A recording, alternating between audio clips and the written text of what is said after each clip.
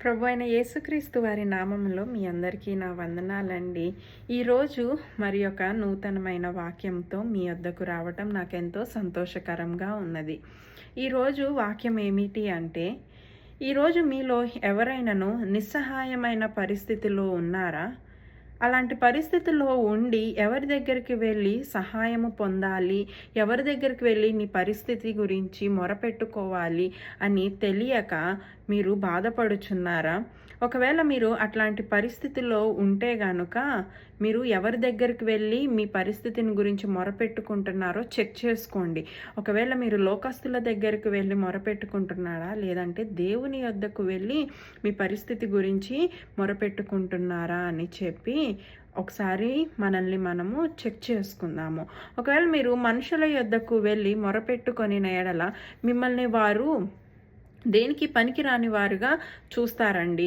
మీ పరిస్థితిని బట్టి వారు మీ నుంచి అడ్వాంటేజ్ తీసుకొని మీకు చివరికి ఏ సహాయము చేయక మిమ్మల్ని విడిచిపెట్టేవారిగా ఈ లోకస్తులు ఉంటారు.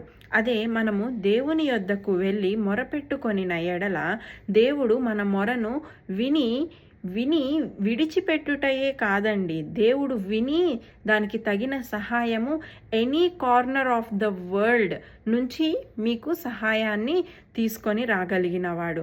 కాబట్టి మనము దేవుని యొద్దకు వెళ్ళుచున్నామా లేదా మనుషుల యొద్దకు వెళ్ళుచున్నామా అనేది మనల్ని మనము పరీక్షించుకుందాము.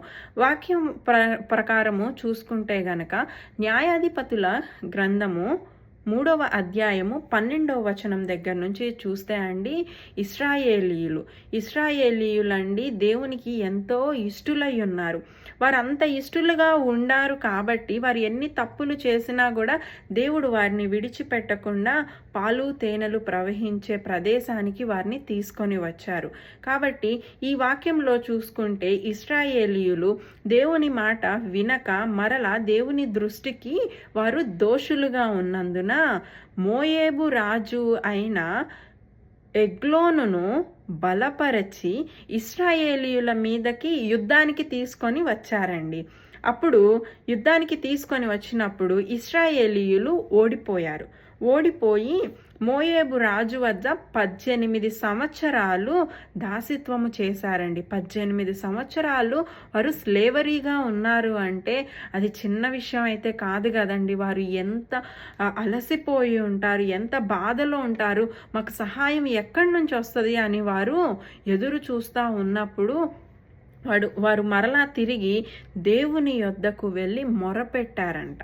దేవుని యొద్దకు వెళ్ళి మొరపెట్టినప్పుడు దేవుడు విని విడిచిపెట్టలేదండి. వీళ్ళింతే ఎప్పుడు ఇలాగే చేస్తారు, నా మాట వినరు వీళ్ళు, ఎన్నిసార్లు చెప్పినా వీరు ఇలాగే ఉంటారని దేవుడు విడిచిపెట్టలేదండి. విడిచిపెట్టకుండా వారికి ఒక సహాయాన్ని తీసుకొని వచ్చారు వారు అక్కడ నుంచి విడిపించబడటానికి. ఆ సహాయము ఏమిటి అని చూస్తే ఎవరి ద్వారా తీసుకొని ఆ సహాయాన్ని దేవుడు ఇశ్రాయేలీయులకు తెచ్చారు అంటే, బెన్యామీయుడు అయిన ఏహూదును వాడుకొని దేవుడు ఇశ్రాయేలీయులకు సహాయాన్ని తీసుకొని వచ్చారు. ఈ బెన్యామీయుడు అయిన యోహీదు ఎలా ఉంటాడు అంటే అండి, హీఈస్ వెరీ ఫ్యాట్ మ్యాన్, అంటే హీఈస్ ఒబెస్డ్, తనకు ఒబెసిటీ ఉన్నది. ఆ ఒబెసిటీ ఉన్నప్పుడు ఆకారం ఎలా ఉంటుంది అండి, చాలా లావుగా ఉంటారు. చాలా లావుగా ఉండి తనంట ఎడమ చేతి వాటము కలిగిన వాడంట. ఆ ఎడమ చేతి వాటము కలిగిన వాడు అన్నప్పుడు మనము ఎలా ఆలోచిస్తాము, అంత లావుగా ఉండి ఎడమ చేతి వాటము అంటే ఎలా యుద్ధము చేస్తాడు, ఎలా వారిని విడిపిస్తాడు అని చెప్పి మనకు ఒక క్వశ్చన్ వస్తుంది. కానీ మనము యెహూదును చూసుకుంటే గనక తను ఒక 3 బారున్న కత్తిని తను ఉపయోగించాడంట అండి.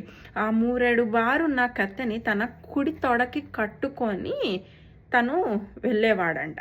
వెళ్ళి ఏం చేశాడండి, ఈ ఎవరైతే మోయేబు రాజైన ఎగ్లోను ఉన్నారో ఆయన సభలో ఉన్నప్పుడు వెళ్ళి నేను మీ కొరకు ఒక మాట తీసుకొని వచ్చాను అన్నప్పుడు ఆ ఎగ్లోను రాజు ఈ యేహూదుతో అంటారంట అండి, ఈ సభలో ఉన్న వారందరూ వెలుపటికి వెళ్ళు వరకు నిశ్శబ్దము కలిగి యుండుడి అని చెప్పి ఆయనకి ఆజ్ఞ చేస్తారంట ఆ యేహూదుకి, ఎగ్లోను రాజు.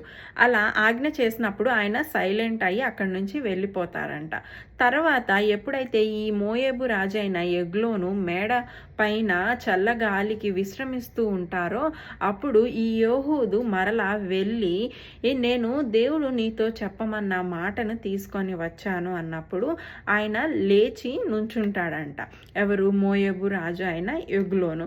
నుంచున్నప్పుడు ఈ యేహూదు ఏం చేస్తాడంటే తన ఎడమ చేయి వాటము కలిగిన వాడు కదా, ఆ ఎడమ చేతిని చాపి తన కుడి తొడ మీద ఉన్న కత్తిని తీసి ఆ రాజును పొడిచి కడుపులో చంపేస్తాడంట. చంపేసి ఆ విధముగా ఏం చేస్తాడు? ఇశ్రాయేలీయులను ఆ బానిసత్వము నుంచి విడిపిస్తాడంట అండి. కాబట్టి ఎక్కడ బెన్యామీయుడు, ఎక్కడ మోయేబు రాజు, ఎక్కడ ఇశ్రాయేలీయులు?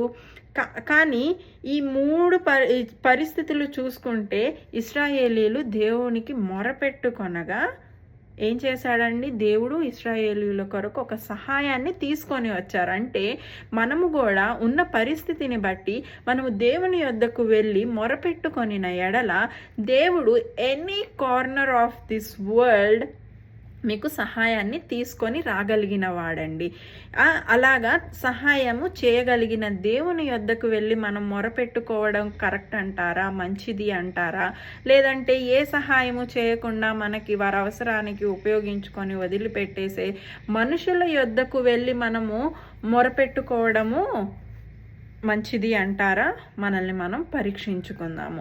ఆ యేహూదు ఆ రాజు అయిన ఎగ్లోనును పొడిచినప్పుడు తన కత్తి అంట కడుపులో నుంచి బయటికి రాకపోతే ఆయన వెనక నుంచి వచ్చిందంట, ముందు నుంచి రాలేదంట అండి. వెనక నుంచి కత్తి బయటకు వచ్చింది. ఎలా వచ్చింది? ఆయన కడుపులో ఉన్న క్రొవ్వు ఏదైతే ఉన్నదో అది ఆ కత్తికి మొత్తము చుట్టుకొని బయటకు వచ్చింది అని వాక్యం తెలియజేయుచున్నది.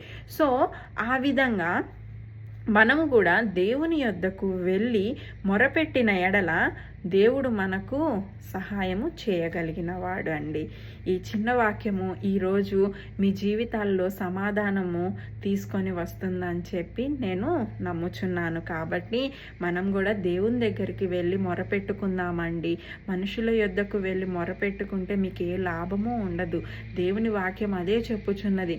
అవసరతలో ఉన్నప్పుడు లేదా మనము ఏ సహాయము పొందలేని పరిస్థితిలో ఉన్నప్పుడు దేవుని యొద్దకు వచ్చి మొరపెట్టుకోమని దేవుని వాక్యం మనకి తెలియజేయుచున్నది. కాబట్టి మనము దేవుని యొద్దకు వెళ్ళి మొరపెట్టుకున్నాము. ఈ చిన్న వాక్యాన్ని దేవుడు దీవించునుగాక. ఆమేన్. మీ అందరికీ మరొకసారి వందనాలండి. Hope you all have a wonderful and blessed day. Thank you all.